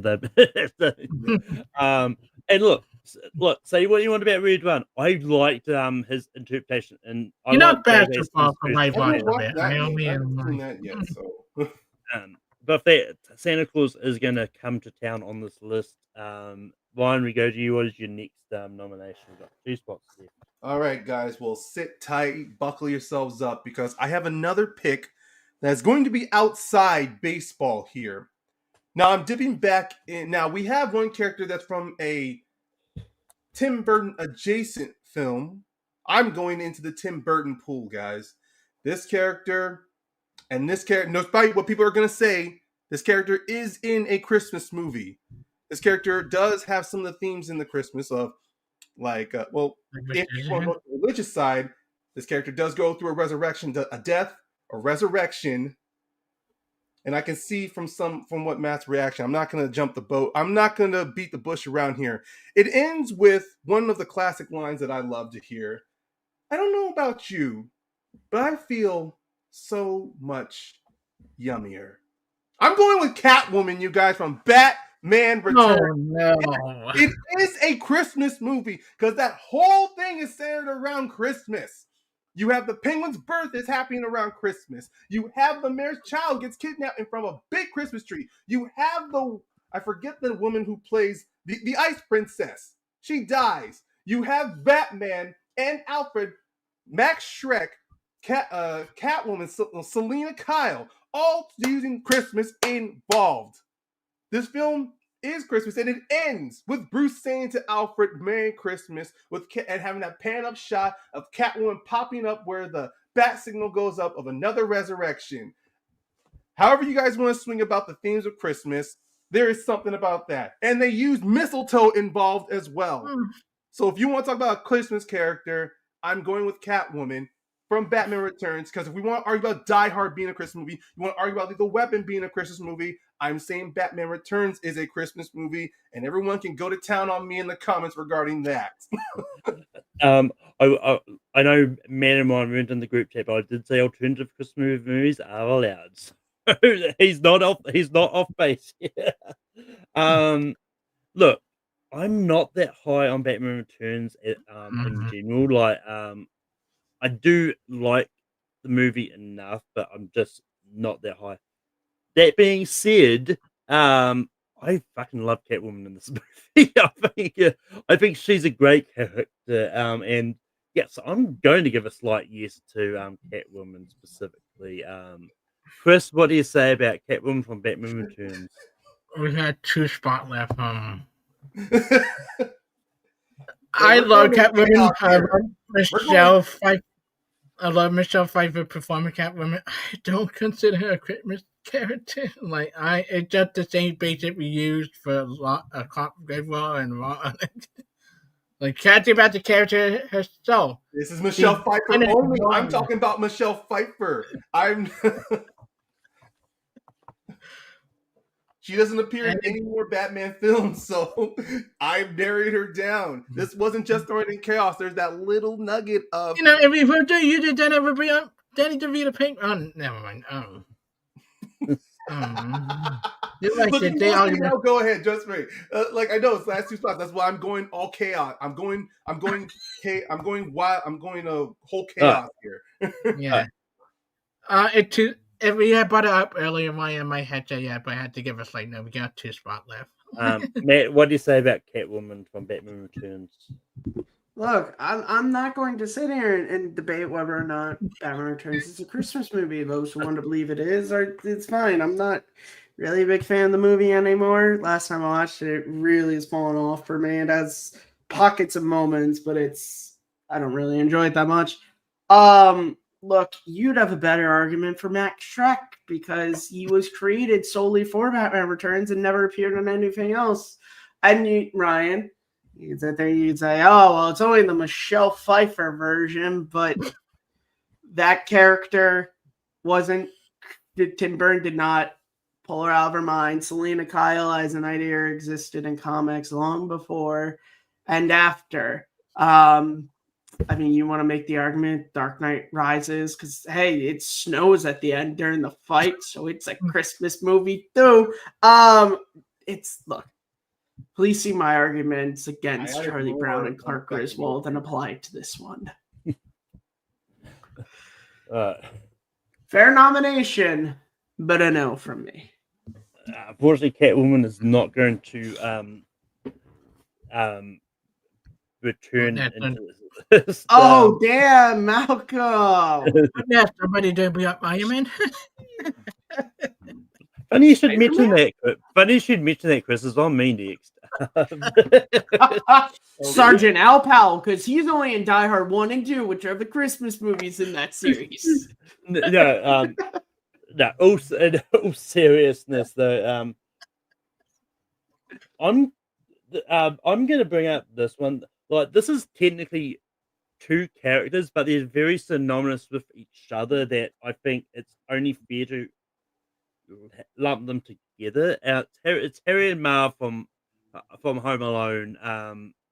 This is one of those ones where I was looking at my list, like I had them separated initially, but then it's like I honestly can't separate them, like, just because it's one of those cases in which like they work well together, but separately, they're not separately. Is one of those ones Just like look at Home Alone 4. well, no, but I've watched it once. Once is enough. But Chris, is well, it's just one of those ones where these characters work because of their relationship together, and separated, it just doesn't. Like it is mentioned, like they tried only including one of them in Home Alone 4. I don't know why they didn't include both of them. I don't know if there's a reason for that. I don't. I'm not. Yeah, well, that's also a movie to where they like deleted like 4 of Kevin's siblings. It doesn't make any sense whatsoever. I mean, So I guess deleting Harry also makes sense. Yeah. But Chris, what do you say about Harry and Marv from Home Alone? So when I made my list, I put them both together to separate them because you can't have one without the other. They are the quintessential Steve that you love, root to hate, and want to see get to come out there. But they are funny attacks and quotable. And yes, for me, Matt, what do you say about Harry and Marv from Home Alone? Yeah, I think and again, this is your show, I think if we're able to put all the Santa Clauses in an umbrella kind of thing, Harry and Marv as a duo, yeah, it'd be hard to separate them because they work as a duo. They're the wet and sticky bandits. You know what? I can see why they separated those. They're the wet bandits, then the sticky bandits, and they're great. Yeah, Joe Pesci and Daniel Stern have amazing chemistry with each other. I've said it before on things. I love how, particularly in the first movie, you can see Joe Pesci wanting to curse up a storm, but remembering it's a children's movie, so he's not allowed to. Yeah, it's great. And there's nothing, it's not Christmas time until I see Daniel Stern get lobbed in the head multiple times with bricks. And Ryan, what do you have to say about Harry and Marv? I would have been the slight no on this one because the list is getting down to the wire. But if that Harry and Marv is still going to make the list, Chris, what is your next one you're going to bring up? So we down to the last one, and whenever looking back what we picked so far, there's one weird omission. And if I don't bring it up, they could go either way, but when you see a Christmas movie and you're on 24 hours a day, you see one character wanting a beep rifle that will shoot his eye out. Like Ralphie from Christmas Story. Say what you will about you love or you hate the movie. Ralphie is the classic Christmas character you've seen from Christmas Story. He's the kid that we all are back in the day. Kid that wants the thing that may be dangerous for Christmas. But he has classic line, classic scene, and I think he is a well fully developed character in the whole movie. Even the sequel not that bad. We don't talk about the TV musical movie. That never happened. But yeah, it's Ralphie. Like when we down to the last one, we had to bring out another quintessential classic Christmas character. but it does it is that you can Google Christmas Story TV musical and it shows up. Matt, Matt, what do you say about Ralphie from Christmas Story? Yeah, I like Ralphie. I think there's a relatability to. I think we all can remember that one Christmas when there was the one gift we wanted so badly. For the last spot, though, if Ralphie had been brought up earlier, probably would said yes, but I'm gonna say no. Ryan, what do you say about Ralphie from A Christmas Story? Yeah, personally, to me, this feels like a little moment, a little too late. Like, could have definitely swapped Ralphie out with. Personally, I would have put Ralphie in instead of saying yes to Willie. So it's a no for me. Yeah, I've never seen A Christmas Story. We don't have a channel in New Zealand which dedicates it to just playing A Christmas Story 24 hours a day. You guys gotta get TBS over there. We don't. But it's also one of those movies that for whatever reason doesn't get played over here that much at all. Too Americanized? Is that it? Too? Well, I don't know. I don't know if that's it because I know on one of our streaming services we've got the Christmas Story sequel that just came out like a few years ago, but we don't have the original one. So Okay, if you guys only got Empire Strikes Back and not Star Wars, it's like that's a bit weird that you only have the sequel and not the original. but yeah, so with that, Ralphie's not going to get his BB gun on this list. Matt, we go back to you. What is your next nomination? I'm going to bring up a very classic Christmas character, who is the reason why one year Christmas was able to happen. I'm bringing up Rudolph, the red-nosed reindeer. The story of this poor reindeer who was born with a nose that shines so bright and was harassed by everyone, including his own father, to the point that drove him to the island of misfit toys. And it's sad. It's a sad story, but it's a happy ending because he's able to help save the day and becomes the most famous reindeer of all. I love Rudolph. He's just like, you feel so bad for him. He's so sweet and nice, and he doesn't deserve any of the vitriol and hate that people give him, once again, including his own dick of a father. And yeah, I love Rudolph. And he should make this list. Ryan, what do you say? Ryan, what do you say about Rudolph? Well, this was going to be my next character on my list to suggest. It was one of those things that kind of surprised me. I only went outside baseball because I'm like, I want diversity on this list. I want this list to be diverse. So it's a yes for Rudolph. I've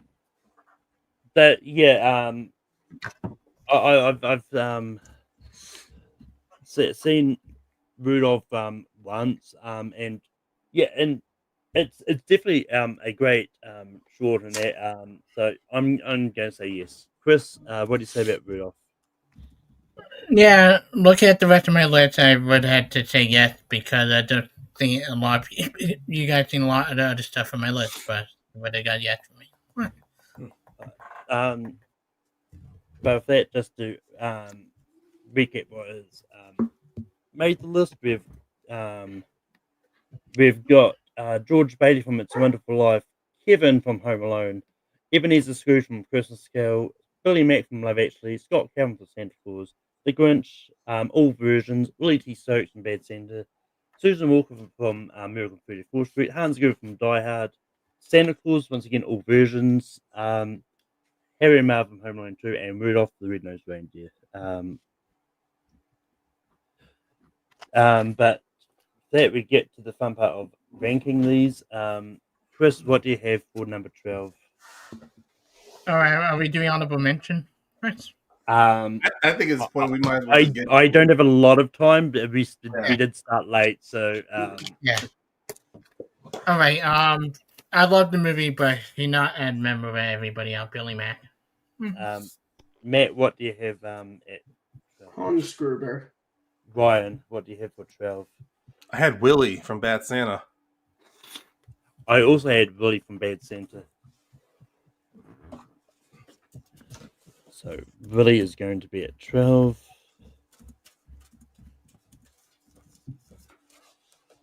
Oh, shit. Um, Matt, what do you have for 11? Hans Gruber.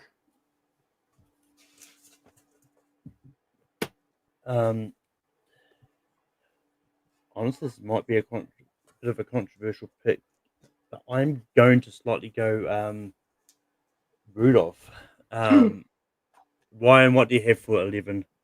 God damn it. That is controversial. I went with Billy. Yeah, Billy.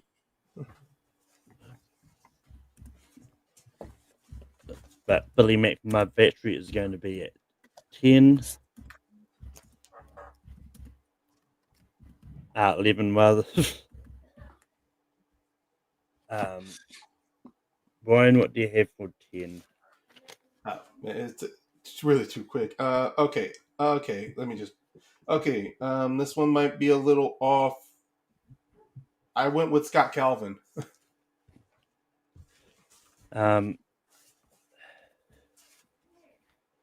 Sticking with Rudolph. Chris Susan Walker. and Matt. Crap, Hans Gruber. Oh damn. Got 4-way tie. I don't know if anyone's watching, but anyone is.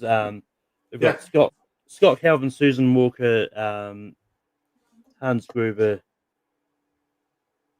Who am I missing? And you had Rudolph. You said Rudolph, right? Oh, yeah. So, I am going to get up a reel very quickly here. like if no one responds, and unless someone wants to change their mind before I can finish making it. What have you ever picked? I know you have Rudolph, which I'm not doing, Malcolm. I said Ryan, Scott Calvin.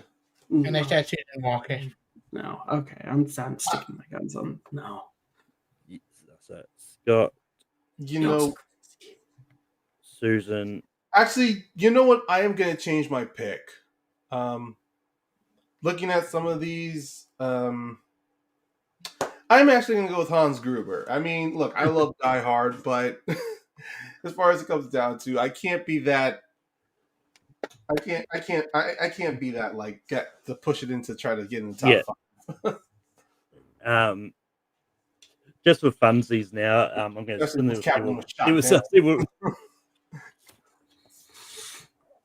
it would have been Scott Calvin just.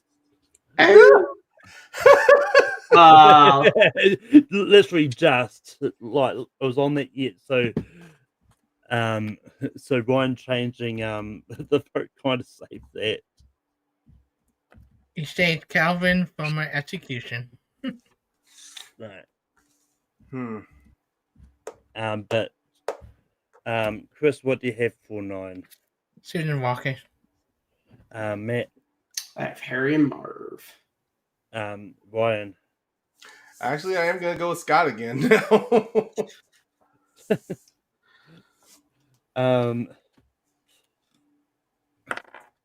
Just so it's not another time, go Susan Walker. Okay.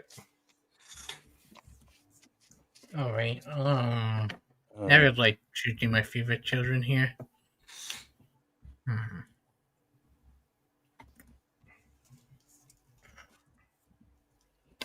This may be controversial.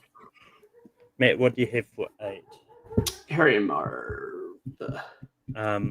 Ryan, what do you have for 8? Still Scott Calvin. I'm sticking with Rudolph. Chris. Yeah, Rudolph voiced a little bit annoying. Rudolph. He's a child. He's like, yeah, he's supposed to be annoying. That's what kids are. Child. When you grew up watching devil stuff every single Christmas, like you get lost. There's children I understand, but when they get adults trying to be children, then I'm like, okay, you're not selling me here. But Matt, what do you have for 7? I have Marv and Harry. See, I switched their names up a little. Ryan, what do you have for 8? Chris Kringle adjacent, Scott Calvin. And I'm also going to go Scott Calvin, actually. We got a tie. Have him off. Prep that wheel. Prep the wheel. Yeah, Mm. I'm just sort of Okay, so hold on. making. Well, I don't need to. I don't. So we didn't mention honorable mention. We'll say when we talk about Voodoo, I would have Frosty. Chance. Yeah. Yeah, Frosty the Snowman. Yes, that was also gonna be a choice. I almost would have said Jack Frost, but then there would have been confusion with Martin Short. But Which now I'm one? like, huh? Which Jack Frost you talk? Actually, even though I liked Chris Pine Rise of the Guardians, I would have gone with Michael Keaton's Jack Frost. Right. I would have gone with Quick Pine. But actually, we've got Leo in the chat who saved me from spinning the wheel, but he's All right, respect. All right. So we have George, Kevin, Scrooge, Yeah. Scott, Grinch, Santa left, right? Santa, that's 6, yeah. and then wait, something's missing. Oh. Then come count 1, 2, 3, 4, 5, 6, 7, 8, 9, 10. Oh no, 12. Oh, okay, now we're at 7. Okay, yeah, we have 6 left. 6 left. Yeah, so we've got Santa the Grinch, Scott, Scott, Scrooge, Kevin, and George. But Ryan, what do you have for 6? Well, he's back on it again. It's Scott Calvin. I'm also sticking with Scott Calvin. Chris. Yeah, Scott Calvin. And Matt. Kevin McAllister. Ooh, yeah. But Scott Calvin is going to be at 6.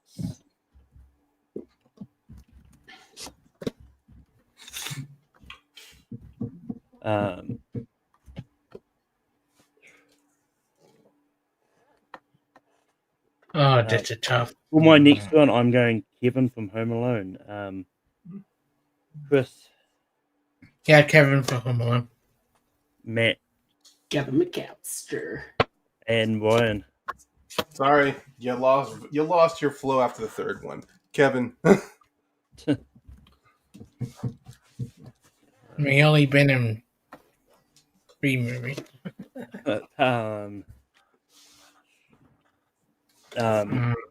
Chris, what do you have for number 4? We have. Oh, that's a tough one. It do hurt me, but George Bailey. Matt, what do you have for 4? Scrooge. Ryan. George Bailey. Malcolm, say Scrooge. Stay Scrooge. I'm sorry, Matt. George Bailey. Friendship is nice while it lasted, Malcolm. It's nice while it lasted. Friendship isn't good when it's convenient. Oh, don't even start with me, Payne. I was gonna. You want to see Payne? I'm quoting John Wick 4 here. Okay.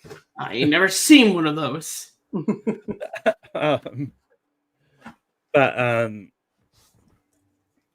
But Matt, what do you have for 3? You know what? I don't care anymore. Scrooge. Which one do you guys love the most? That's who I have at number 3.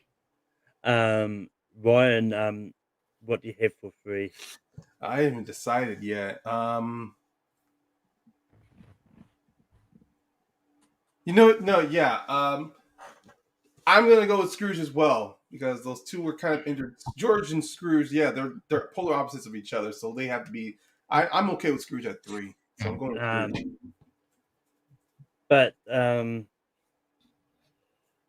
But yeah, I also would have gone Scrooge. I like Scrooge a little bit more than George Bailey as a character. Chris, what do you have for 3? Scrooge once said, "Good afternoon," but Scrooge.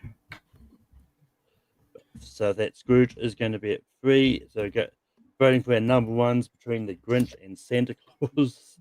All right.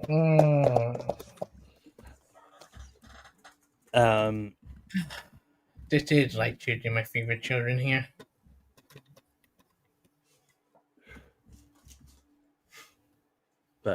Ryan, what do you have for number one? Look, he's gonna eat these people like a plate of cookies.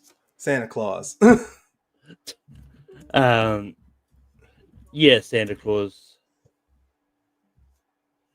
Chris, Grinch.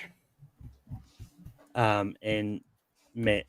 If we couldn't get Jesus from the Nativity story, Santa Claus is a good Nah, second. I would have said a hell no to Jesus. What do you Alright, mean? It's a Christmas movie list. He wasn't born on Christmas. It's literally called Christ Mass. But- oh my God, history will say. Oh my God. But here's the thing: even though he wasn't born on Christmas, the TV story is still a Christmas movie people watch. So, Oh, Commercialism has ruined us. I'm kidding. what do you mean? I I'm brought kidding. up Jesus. I kept Christ in Christmas. I mean, I didn't bring him up on the list, but but this technically doesn't do anything for the Nativity story. He's just in the basket, you know. Yeah. Ben-Hur, he does a lot more. You could have picked Joseph, and I would have taken the Oscar Isaac Joseph from this Nativity story. But I would have taken the Kesha Castle Hughes version of Mary. But with that, our top 12 Christmas characters, we've got Willie from Bad Santa at 12, we've got Billy Matt from Love Actually at 11. At 10, we've got Hans Zimmer from Die Hard. At 9, we've got Susan Walker from Miracle on 34th Street. At 8, we've got Rudolph the Red-Nosed Reindeer. At 7, we've got Harry and Marv from Home Alone. At 6, we've got Scott Calvin from Santa Claus. 5, we've got Kevin from Home Alone. At 4, we've got George from It's a Wonderful Life. At 3, we've got Ebenezer Scrooge from The Christmas Carol. At 2, we've got The Grinch. And our number one Christmas character has to... Put that cookie down now! How did I not bring up Howard? How did I not bring up Howard? You I'm did, just I so would've- terrible. I should have been number one. I'm the Tubber Man. I found the door for Jamie. Oh my god.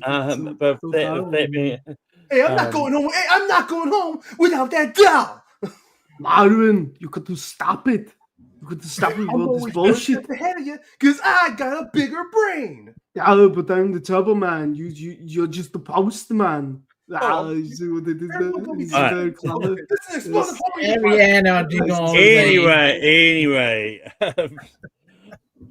I should have known that I was going to start that by playing that clip. But anyway, there's the end of ranking from this week, and also for this year, we'll be back on January the 12th for top 12 movies of 2024. I'm not going to bother going to plugs at this point. You know where to find everyone. Like Matt's on Take 3 with some tricks and nonsense. Ryan's got wrestling rages and that he does with James Shimo. Rambles, rages, And- wrestling. And Chris just pops up anywhere. But with that is until next time, we'll see you next year. And have a great Christmas and a Happy New Year. I'm putting cookies. Jingle